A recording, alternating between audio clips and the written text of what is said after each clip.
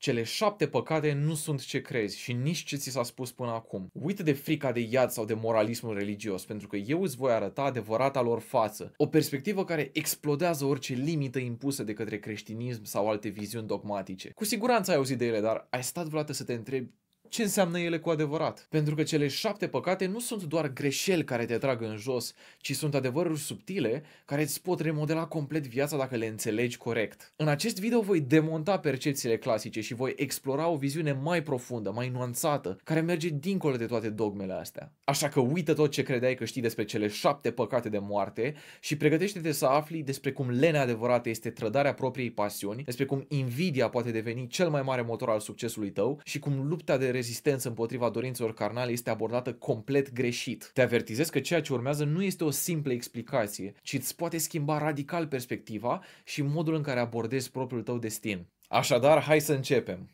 Achedia sau lenea. Ești într-un birou steril cu pereții albi unde pâlpâie neoanele obosite. Îți faci treaba la calculator, răspunzi la e-mail-uri și trimiți proiecte la timp, doar că nu îți pasă cu adevărat de nimic din toate astea. Ai ajuns să te resemnezi cu un loc de muncă, chiar dacă te lasă indiferent, chiar dacă nu te pasionează, pentru că măcar așa e sigur că primești și tu un ban. Dar într-o zi poate întârzi la muncă sau uiți să trimiți proiectul tău la timp sau pur și simplu ești apatic. Așa că vine șeful tău și îți spune: ești un leneș. Toată societatea îți spune că dacă nu mergi la muncă, dacă nu-ți faci datoria față de ceilalți, dacă nu te trezești de vreme să mergi la corporație, atunci ești un leneș infect și o povară asupra societății. Dar toți oamenii ăștia sunt, pe românește, niște proști. De ce? Pentru că lenea este cu totul altceva. Lenea este apatia față de pasiuni. Să ignori toți ce ai în tine și să nu faci nimic ca să aduci la realitate tot ce trezește în tine flacăra aia. De fapt, când mergi la muncă și faci un job care nu te interesează, de care nu-ți pasă, abia atunci ești cu adevărat leneș. Pentru că nu-ți asumi propria voință, propria filosofie și nu te duci în lume să încerci să o instanțiezi așa cum ar trebui să faci de fapt, așa cum știi că ar trebui să faci de fapt. Lenea adevărată este să refuzi să muncești pentru tine și să-i lași pe alții să imprime asupra ta propriul lor egoism. Muncitul la corporație, la spital sau ca angajat oriunde este de fapt cea mai supremă formă de lene, pentru că alegi calea ușoară. Alegi într-adevăr calea care este bătătorită de toți ceilalți, dar știi că la final te va lăsa complet nefericit. Oricine poate să devină un angajat sau o piesă în viziunea altcuiva, numai că nu oricine își asumă responsabilitatea și dificultatea de a schimba lumea, de a îndeplini propriile dorințe. Iar dacă alegi lenea și mergi pe cea mai simplă dintre căi, cea bătătorită de toți, vei plăti prețul suprem. Vei deveni o rotiță, un angrenaj în marea mașinărie a societății, iar identitatea ta se va pierde complet. Te dizolvi în societate pentru că ești prea leneș ca să-ți menții identitatea. Ești prea leneș ca să pornești în călătoria de a deveni ceea ce tu vrei să fii. Dacă nu știi ce te pasionează, e complet ok, dar dacă refuzi să afli, ești controlat de lene. Calea ta va duce automat spre un loc de muncă unde te vei pierde pe tine, iar viața ta va fi irosită după propriile tale standarde. Dacă nu faci ceea ce tu ai vrut să faci, cum poți spune că vei fi mulțumit de viața ta? Acesta este singurul iad în care te trimit aceste păcate. Iadul metaforic de a nu deveni propria persoană. Iadul de a nu ști cine ești și de a nu deveni ceea ce poți și vrei să fii. Dacă ți-aș tăia un picior mâine, nu ai fi destul de încântat, nu? Așa că de ce ai acceptat să-ți amputezi singur sufletul? Cuvântul original folosit de biserică pentru a desemna acest păcat al lenii este achedia, care înseamnă de fapt exact asta, să nu-ți pese de locul tău în lume, să fii apatic, indiferent. N-are nicio legătură cu ideea asta că ar trebui să te sacrifici muncind din datorie pentru altcineva, să te duci la locul tău de muncă și să tragi acolo tare. Absolut nicio legătură. Dar ironia foarte mare este că virtutea asociată acestui păcat numit acedia, virtutea care cică te-ar salva, este numită industria. Deci vedem cum apare în timp ideea asta de a munci în industrie, de a te duce la locul tău de muncă ca salvare de la lene. Doar că mentalitatea asta de a te dedica muncitului, indiferent de muncă, nu vine de nicăieri, ci rezultă din etica protestantă. Etica asta protestantă de muncă a influențat drastic concepția modernă, până în punctul în care societatea noastră a ajuns construită în jurul acestui rușini de a nu fi leneș. La școală înveți timp de 12 ani exact asta, să muncești orbește, să vii la timp, să fii consecvent, dar să uiți de pasiunile tale. Iar economia capitalistă pune pe un piedestal toată etica asta protestantă de muncă, chiar dacă nu îi recunoaște direct influența. Treaba ta în această viață este să devii cât mai mult din ceea ce vrei să fii. Dacă te lași prostit și te dizolvi în marea mașinărie a societății, singurul care va avea de pierdut ești tu. Vei ajunge în propriul iad personal de a fi amputat sufletește, de a nu fi devenit întreg. luxuria sau desfrâul. Luxuria este un termen mai dificil de tradus pentru că nu are un echivalent precis în limba română. În engleză acest păcat este numit lust și se referă la ideea că nu ar trebui să fim controlați de dorințele noastre sexuale. Dar cum ar fi dacă ți-aș spune că diavolul însuși râde de tine atunci când încerci să te lupți cu dorințele sexuale? Tu crezi că faci bine în momentul în care practici castitate și te lupți cu instinctele din tine, pentru că asta ai auzit de pe net. Ai auzit de mișcarea NoFap și de toate discursurile motivaționale care ură la tine să nu te mai uiți la reviste cu femei în costum de baie. Iar ideile astea de abstinență și castitate sunt prezentate în așa manieră încât par absolut geniale. Le auzi și ai impresia că ai dat peste un secret ascuns, peste cheia care îți va permite să-i depășești pe toți ceilalți și să atingi obiectivele tale. Dar îți recomand să fii puțin atent pentru că nu e chiar așa. Când tu te lupți cu dorințele, cu desfrâul, abordezi problema în cel mai rău și ineficient mod. De ce? Pentru că dacă tu te lupți cu dorințele tale, toată atenția va fi direcționată spre ele și vei pierde automat. E ca și cum te-ai forța să te relaxezi. E evident că nu va funcționa pentru că ești prea stresat de nevoia de a te relaxa în sine. Când povestea pe care ți-o spui despre tine însuți este că te lupți cu desfrâul, pierzi automat, pentru că dorințele tale au reușit să te distragă. Folosesc cuvântul distragere tocmai pentru că asta este desfrâul. Nu lupta care contează cu adevărat, ci o distragere atrăgătoare de la ce trebuie să faci. Lupta adevărată este aceea de a deveni propria persoană, de a manifesta propria viziune și de a fi mai mult din ceea ce vrei să fii de fapt. Să te autodepășești, să instanțiezi în realitate ceea ce vrei să existe, să faci ceea ce știi în sinea ta că trebuie făcut. Știi sigur exemplul clasic al lui Batman, care este mereu în căutarea lui Joker, mereu încercând să-l oprească din ororile pe care le comite. Doar că în unele episoade apare Catwoman, care flirtează intens cu Batman. Și spre dezamăgirea fanilor, Batman mereu o ignoră și refuză avansurile, pentru că el înțelege foarte bine acest păcat mortal. Dacă s-ar lăsa distras de Catwoman, Joker ar scăpa neprins, iar misiunea lui Batman nu ar fi dusă la bun sfârșit. Când te gândești așa, devine absolut evident că, da, nu e optim să te pierzi în dorințele tale, pentru că te distrag de la misiunea ta, dar soluția în același timp nu este nici să te hiperfixezi pe ele. Să te lupți cu dorințele fizice ajunge să te saboteze sau chiar să fie cauza eșecului tău. Lust, dorința asta nu obosește niciodată,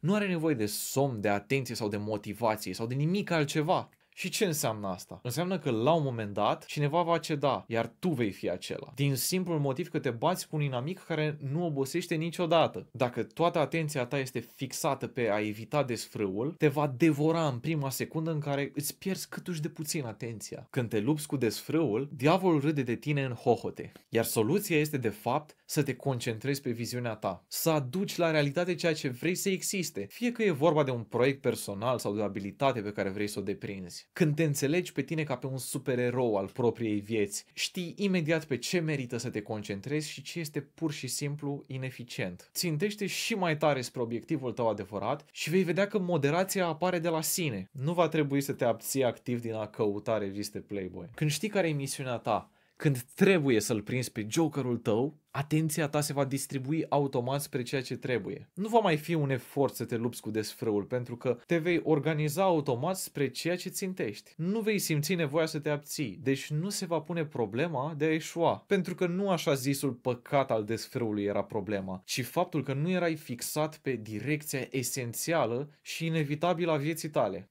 Ira sau furia. Când vine vorba despre păcatul furiei, iarăși apare o nuanță mai aparte. Problema nu este în a simți furia în sine, pentru că este o emoție complet normală. Ba chiar în anumite situații, ca să nu simți furia, ar trebui să fii destul de psihopat. Lecția adevărată din spatele păcatului furiei este cu totul alta, și anume tolerarea emoțiilor negative. De multe ori vine vorba în conversații despre ideea asta de maturitate emoțională. Și evident, aproape nimeni nu e de acord pe o definiție a ce înseamnă maturitatea asta de fapt. Totuși, există un aspect care cred eu că este manifestarea cea mai puternică a unei maturități emoționale. Mai mult chiar decât capacitatea asta de a înțelege pe alții, de a empatiza. Pentru că asta ține mai mult de inteligență și de experiență, sincer, care nu sunt tocmai exclusive maturității emoționale. Dar secretul maturității este tolerarea emoțiilor negative. Hai să vedem de ce. Dacă nu poți tolera să te simți într-un anumit fel, te vei izbi de tot felul de probleme. Dacă nu poți tolera foamea, nu vei slăbi, spre exemplu. Dacă nu poți tolera efortul, nu vei progresa la nimic. Pentru că atunci când nu le poți stăpâni, emoțiile negative te controlează pe tine și nu mai acționezi în interesul tău. Uneori poate ai vrea să urli, să dai cu pumnul, dar ar fi mai util pentru tine poate să nu-ți divulgi starea și să execuți un atac surpriză. Sau poate vrei să te lași de alcool, țigări și așa mai departe, dar nu poți tolera cum se simte să nu le ai. Iar manipularea manipularea, în forma ei cea mai de bază, cea mai esențială, este bazată pe exact asta, pe incapacitatea unor oameni de a tolera anumite emoții negative. Dacă eu știu că tu nu suporți, să zicem, ideea de abandon, pot să folosesc asta în avantajul meu. Îți stimulez emoția pe care știu că nu o poți suporta, nu o poți tolera și apoi îți pun pe tavă o soluție care îmi convine mie. Și pentru că nu ai toleranță, ghiși ce? Te vei agăța de prima opțiune care îți permite ieșirea din emoția asta. Și manipularea va fi avut loc fără ca tu să-ți dai seama. Felicitări, ai eșuat. De asta trebuie să te antrenezi. La fel cum mergi la sală și te expui la suferință. De ce? Pentru a deveni mai capabil de a exercita forță, la fel trebuie să faci și aici. Când simți emoții negative, nu încerca să scapi imediat de ele. Lasă-le să fie acolo puțin și încearcă să coexiști cu ele, să vezi cât reziști, ca un antrenament. Fie că e rușine, anxietate, vină, furie sau toate emoțiile astea care te fac să acționezi fără să gândești, trebuie să te obișnuiești să menții controlul asupra lor, chiar și atunci când sunt active. Nu fugi să le stingi cu orice preț, pentru că s-ar putea să te trezești că prețul este cam mare și de multe ori ascuns.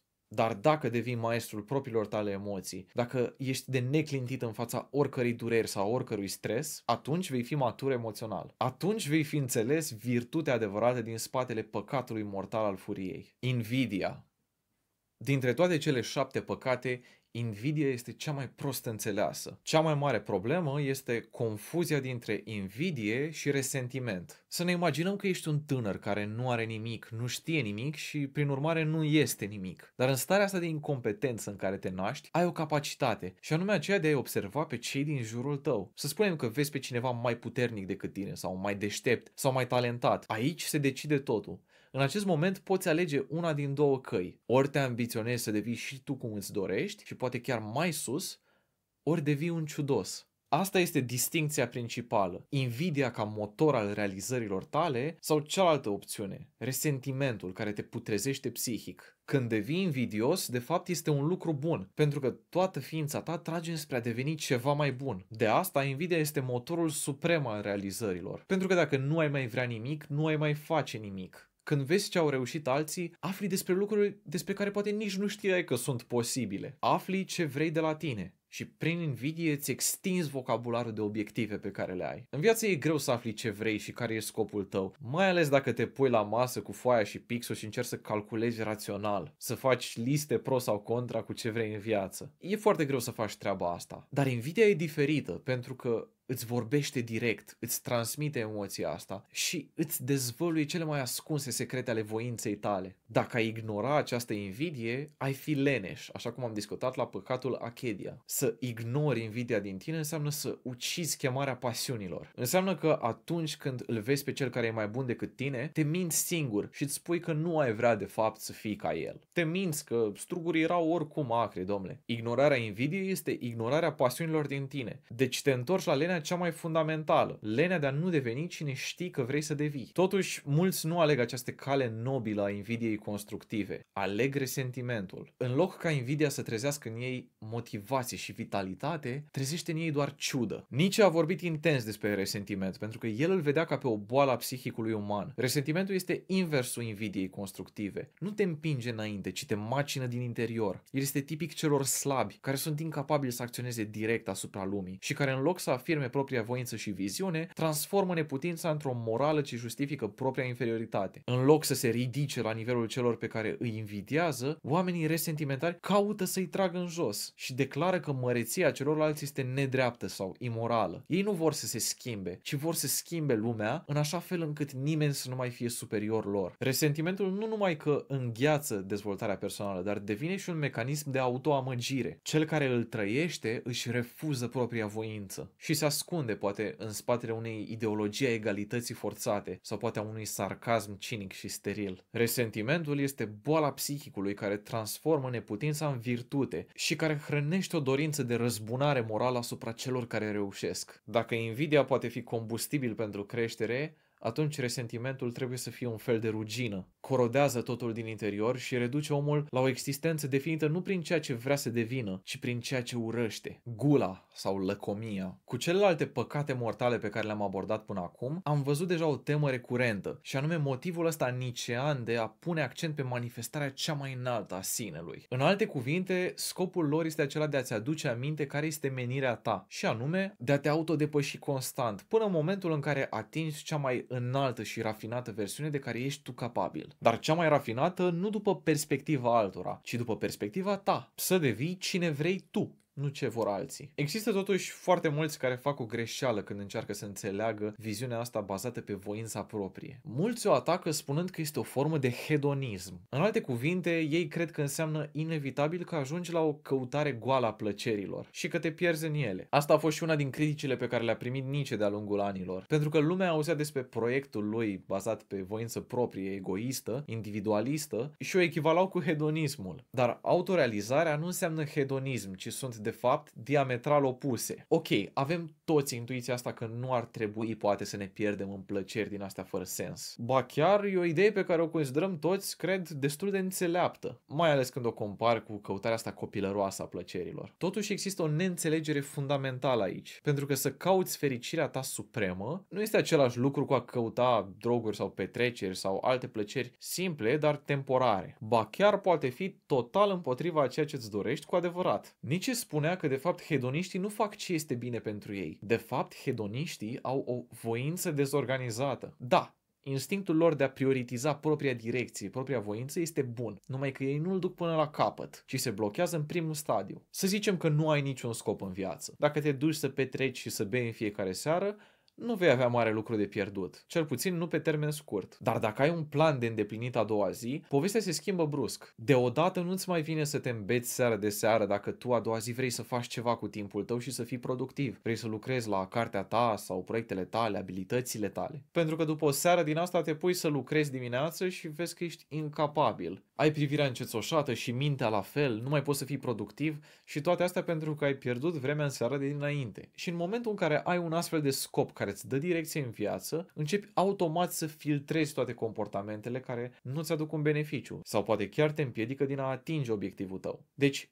și hedonismul este de fapt o capcană în care cazi, uitând care este ținta ta reală. Iar acesta este de fapt păcatul lăcomiei. Nu atât ideea asta de a mânca mai mult decât ai nevoie, ci mai degrabă ce simbolizează ea de fapt. Lăcomia înseamnă să te pierzi în plăcerile pe termen scurt, pentru că uiți ce ai de făcut de fapt. Când ești prins în starea de flow, în care atenția ta e ca o săgeată ascuțită și toate merg mână-mână de parcă ești un maestru al artei tale, în momentul ăsta vei vedea că nu mai simți nici foame, nici sete și nimic nu te distrage. Te duci să mănânci pentru că te deranjează mai degrabă sunetul mațelor care gheorăie în timp ce îți faci tu treaba. Păcatul lăcomiei este un avertisment cu privire la lecția moderației. Cei prea mult strică. Pe de altă parte, moderația merge în ambele direcții. Nu e sustenabil să lucrezi non-stop, pentru că trebuie ca creierul tău să poată să sintetizeze toate lucrurile pe care le faci și să-l lași să decanteze ideile și acțiunile astea în timp. Și o viață lipsită de plăceri banale ar fi la fel de lipsită de sens ca una care se neacă în ele. Adu-ți aminte să nu te pierzi în plăcerile simple, care nu te ajută să devii ceea ce vrei să fii, pentru că altfel ajungi din nou în iadul amputării sufletești. Dar nu fi lacom nici cu munca ta și învață să te relaxezi, pentru că altfel îți vei lua palme de la propriul creier, care va refuza să mai coopereze cu tine, dacă nu-i oferi și lui niște relaxare. Avaritia sau zgârcenia. De multe ori se face confuzia între zgârcenie și lăcomie și nu degeaba, pentru că zgârcenia este o nuanțare a păcatului lăcomiei. Hai să o luăm altfel.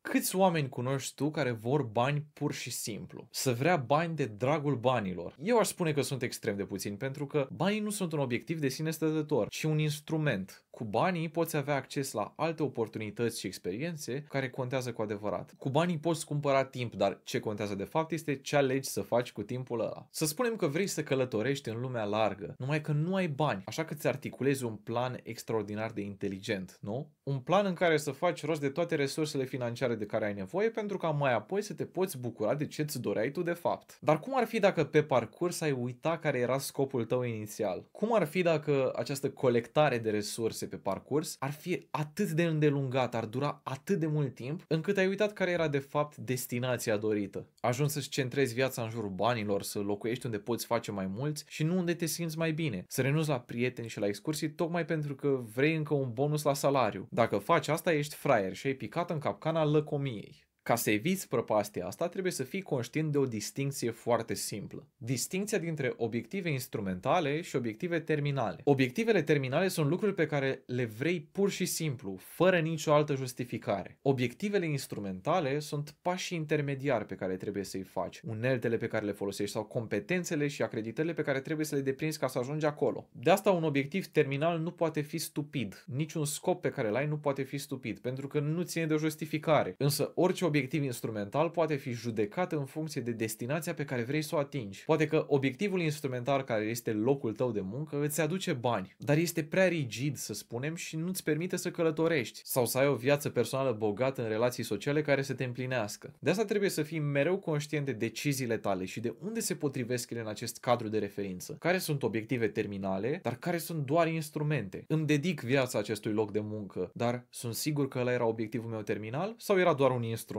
Trebuie să nu faci confuzia asta. Și odată ce ai în vocabular aceste două tipuri de obiective, terminale și instrumentale, treaba devine mult mai simplă, pentru că o poți formaliza, o poți analiza și tu cu puțin creier. Să atingi orice obiectiv va necesita întotdeauna efort considerabil, dar este mult mai simplu dacă ai gândit corect pașii și dacă știi exact unde te afli. Superbia sau mândria. De-a lungul secolelor, mândria a fost considerată cel mai grav dintre cele 7 păcate mortale. Și nu degeaba. Mândria te îndeamnă să faci lucruri chiar dacă știi că sunt greșite. Mândria te face să ignori tot ceea ce știi că este bine și te prinde într-o spirală de autoamăgire. Sunt două lucruri pe care eu vreau să ți le comunic despre mândrie și sunt două lucruri absolut cruciale. În primul rând vreau să te învăț care este sursa ei adevărată, de unde izvorăște mândria. Iar după asta îți voi demonstra că mândria este de fapt cel mai mare păcat colectiv al civilizației noastre moderne. Sursa mândriei este de fapt o înțelegere greșită a identității personale. Nu ești ceea ce ești, ci ești ceea ce faci, ceea ce întreprinzi. Iar omul mândru a pierdut chestia asta din vedere. Mândria te minte că ești bun pur și simplu, că ai valoarea asta intrinsecă ca un fel de drept universal și că meriți lucrurile pur și simplu pentru cine crezi tu că ești. Poate tu te crezi cel mai inteligent din grupul tău social, să spunem, chiar dacă nu ai demonstrat-o neapărat. Dar chiar dacă n-ai demonstrat-o, poate te simți ofensat sau rănit de orice aluzie că s-ar putea ca nu tu să fii cel mai bun, cel mai inteligent, cel mai nu știu cum. Iar aici este greșeala centrală. S-au făcut studii pe copii să vadă cum progresează și învață cel mai bine. Fii atent pentru că e foarte important. Dacă iei două grupuri de copii și îi lauzi pentru lucruri diferite, vor dezvolta abordări diferite. Mai precis, au fost testate două moduri de încurajare a copiilor. Prima metodă este cea clasică, în care îi spui copilului: vai, ce priceput ești la matematică, de exemplu,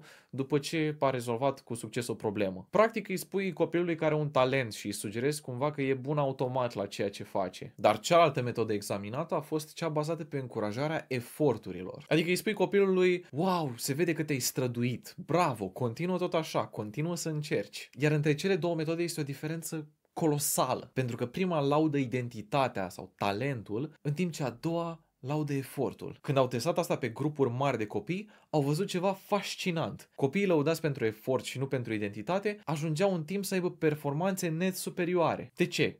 Pentru că a fost încurajat efortul, care întotdeauna va da rezultate în timp, chiar dacă este dificil. Ceilalți copii, în schimb, care au fost lăudați pentru capacitățile lor înnăscute, au ajuns să facă două greșeli. În primul rând, se credeau mai buni decât ceilalți, chiar dacă nu era adevărat. Iar a doua chestie e că dacă te uitai la strategiile lor, erau complet diferite. Copiii lăudați pentru efort încercau să încerce probleme noi, diferite, chiar dacă erau mai dificile. În timp ce copiii, așa zis, talentați, repetau aceleași probleme. Le repetau de parcă era o performanță sau un fel de spectacol la finalul căruia așteptau să fie aplaudați. Și eu am făcut greșeala asta când am învățat singur să cânt la pian. Cânteam o piesă pentru cineva și mi se spunea că mă pricep. Dar după, instinctiv, îmi venea să cânt mai mult și mai des piesa aia decât să încerc ceva nou. Manifestam cumva mândria asta față de mine însumi, pentru că mă simțeam mai bine când repetam piese și improvizații la care deja mă pricepeam. Puteam să mă bat pe umăr și să spun: vai, domnule, ce frumos cânti, wow, bravo, superb. Dar când îți place prea mult ideea asta de a fi bun, te distrage de la munca pe care trebuie să o faci. Te blochezi în laude și lași treaba importantă deoparte. Ca să depășești mândria, trebuie să depășești obsesia față de propria identitate. Trebuie să te detașezi de ideea că ai fi bun, talentat sau orice de genul ăsta și să te reorientezi spre procesul de îmbunătățire. Problema nu e în a fi conștient de nivelul tău sau a fi cel mai bun cu adevărat, ci în a lăsa mândria să te atragă și să te soarbă în minciuna ei. Și culmea, cu cât petreci mai mult timp în starea asta de mândrie, cu atât devii mai slab, cu atât te îndepărtezi mai tare de identitatea pe care ți-ai format-o. Exact ca un luptător legendar care, după ce a devenit o legendă, nu se mai antrenează și devine din ce în ce mai slab, dar rămâne mândru, se simte legendar. Dacă te oprești din a te antrena, nu vei sta pe loc, ci te vei degrada, iar mândria te ademenește foarte ușor în această stagnare care duce inevitabil la declin. Civilizația modernă are și ea o problemă foarte gravă cu mândria. Credem că suntem apexul progresului cultural și tehnologic și din cauza asta uităm că progresul nu vine automat cu anii care trec, ci trebuie câștigat. Doar pentru că ceva e mai nou sau mai recent nu înseamnă că este neapărat mai bun. Însă concepția noastră liniară cu privire la progres